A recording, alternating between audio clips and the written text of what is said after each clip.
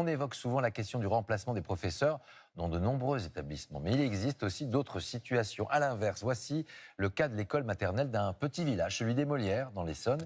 Ici, les enfants et les parents s'interrogent. Qui sera la maîtresse aujourd'hui? Depuis la rentrée, 7 enseignants différents se sont succédés devant eux. Jeanne Benzina, Bintou Sidibé, Mathieu Bierden. Tous les matins, à l'arrivée à l'école, la même question. Vous savez qui est la maîtresse aujourd'hui? Non, justement, c'est exactement la question que j'avais posée. Les parents se passent le mot. Il n'y a pas la maîtresse. Elle n'est pas là. Non, elle n'est pas là. Donc on ne sait pas qui est là. Mais ne sont pas vraiment surpris. On est habitués. Donc en fait, le matin dans la voiture, on monte et puis on se dit, est-ce qu'il y aura la maîtresse? Et s'il y en a une, qui ça va être? Lundi, ils peuvent avoir une enseignante, le mardi, une nouvelle, et puis le jeudi et le vendredi, encore une troisième enseignante différente. L'enseignante titulaire enchaîne les arrêts maladie de courte durée. Résultat, depuis la rentrée, 6 remplaçants différents. Contactée, l'Académie de Versailles assure faire son maximum. Chaque absence de l'enseignante a fait l'objet d'un remplacement. Il n'y a eu aucune rupture en termes d'enseignement. Mais pour Valentin et Maëlan, en moyenne section de maternelle, la valse des maîtresses n'est pas sans conséquence du haut de leurs 4 ans et demi. On avait tout le temps de maîtresse.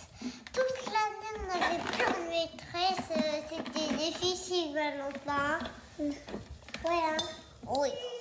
L'année dernière, tous les deux étaient heureux d'aller à l'école. Mais la mère de Maëlan observe un changement d'attitude. Là, cette année, ça fait 10-15 jours que je commence à rentrer dans des négociations où il me dit le soir qu'il n'a pas envie d'y aller le lendemain. Et pour vous, c'est lié à quoi? C'est clairement lié à l'instabilité qu'on peut observer au sein de l'école. Une instabilité qui se répercute aussi, selon ses mères, dans les apprentissages. On n'a aucun moyen de savoir ce qui est fait en classe, puisqu'il n'y a pas de compte-rendu qui nous est donné. Donc depuis la rentrée scolaire, le cahier de liaison de nos enfants est vierge.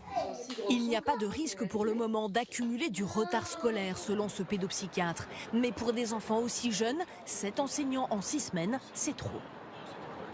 On va s'accrocher à des figures adultes stables, quand elles le sont, et qui vont être investies, mais à la mesure de leur constance et de leur stabilité. C'est-à-dire que tous les changements vont insécuriser évidemment cet enfant.